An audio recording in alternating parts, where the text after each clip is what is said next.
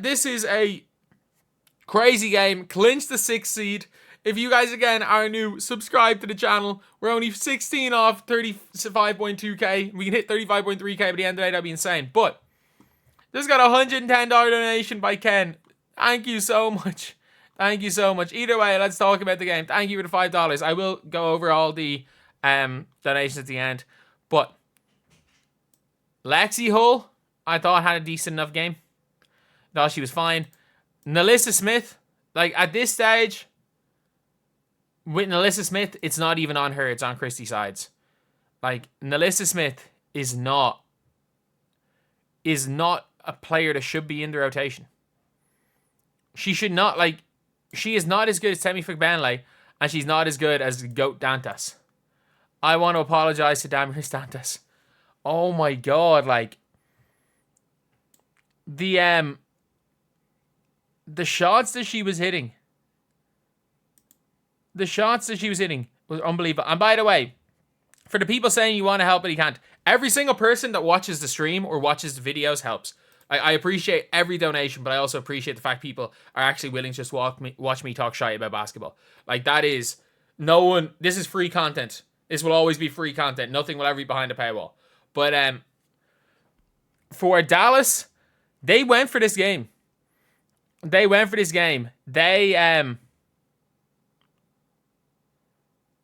like, JC Shelvin, full court press, Caitlin Clark for 30, Uzan for 10.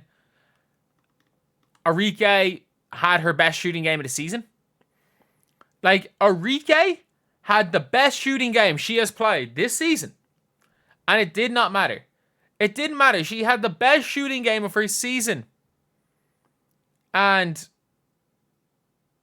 we still won. 109-110.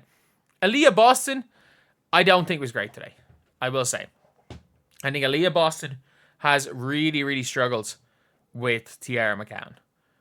I think she's really struggled with McCown this season, and I think she continued to struggle today. McCown's just too big for Boston. I think Boston struggles against the giant centers, which is why thankfully we don't need to worry about that in the playoffs, really. And the Mystics supposedly are up by 2. If the Mystics win this game, they effectively have got the playoffs. Even if they beat the Fever next game. Katie Lou playing 11 minutes in the first half is wild. Absolutely wild. But let's talk about the backcourt. Let's talk about the Splash Sisters, because Caitlin Clark, career high 35. Kelsey Mitchell 30. I said going into the fourth they would combine for 60. They nearly combined for 7. They were closer to 70. Like, 5 turnovers, albeit down the stretch. Caitlin Clark turned the ball over a little bit more than I would have liked. Like, she did turn it over a couple of times, but like, she had 8 assists, and they missed 4 wide open layups. Aaliyah Boston missed 1. A couple of players missed ones, and missed like easy enough ones. And that was Caitlin Clark going 1v5. And for people like, oh, it's only Dallas Wings. Caitlin Clark was on the floor with a lineup of Caitlin Clark, Erica Wheeler, Temi Figbenle, Lexi Hull, and I think Dantas was on with that lineup. It wasn't when Dantas hit the 2 threes. But like, Caitlin just went, I'm winning this game. Like, she started off shooting badly. I think she missed her first 3 shots. She started off cold again, and everyone was laughing, oh, maybe she's lost it. No, she goes and sets a career high of 35. Like, and not only that, they went to Boston at the end of the game for the free throws, and Boston stepped up and hit them. But late in that game, they were up 9. Dallas brought it back through heroics by Arike. That's all I can say, through heroics by Arike. Natasha Howard at 26 points. I think she probably had 20 of them on Alyssa Smith. And Satu 5 of 8 from 3. Arike 5 of 10 from 3. Like, that doesn't happen often. Kelsey Mitchell was sat from about 2 minutes in the second to go in the second quarter to like in the third quarter. It was the weirdest thing or like not in the second quarter, sorry, in the third quarter into like 3 or 4 minutes to go. And that was a crazy, crazy game. And Damiris Dantas hit 2 crazy shots.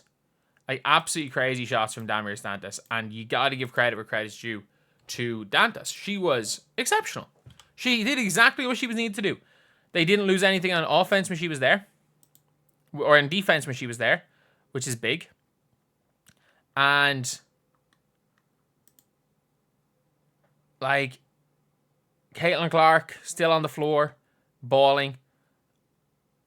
And this team just were unbelievable. That was Caitlin Clark deciding, I'm taking over. Kelsey Mitchell early on that game was brilliant. Kelsey Mitchell was unbelievably good. And Caitlin Clark just with that lineup late in that fourth quarter just said, I am taking over. And thank you so much. Please say I love Dantas.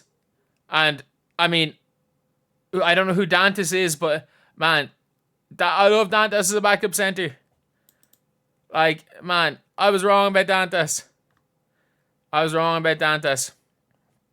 And man, this team, I get it. It's only beating the Dallas Wings, but it's not that they beat the Dallas Wings, it's how they beat the Dallas Wings.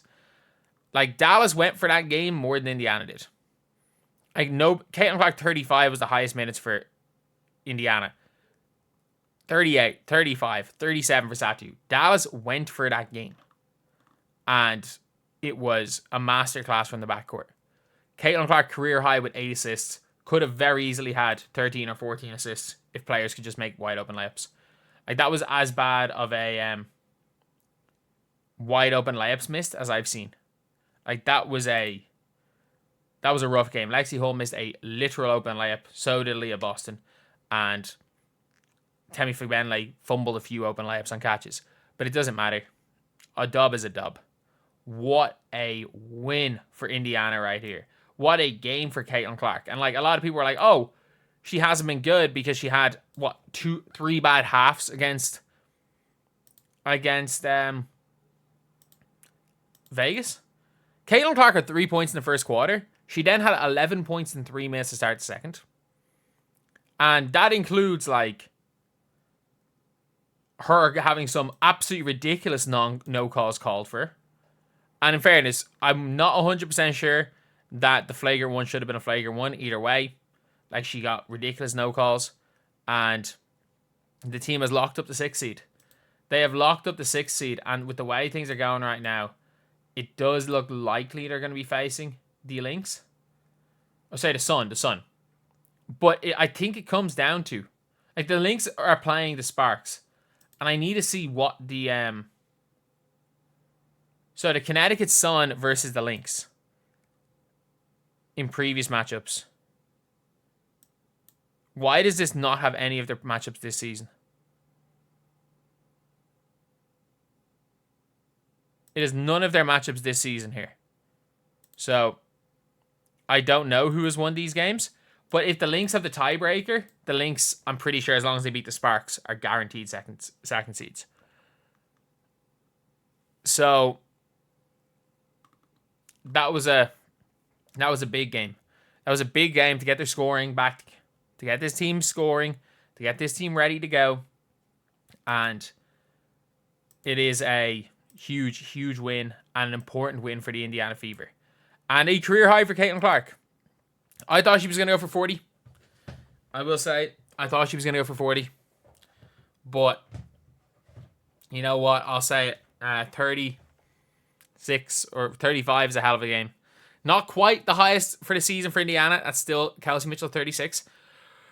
But that is her, either her 4th or her 5th 30-point game with multiple 29-point games.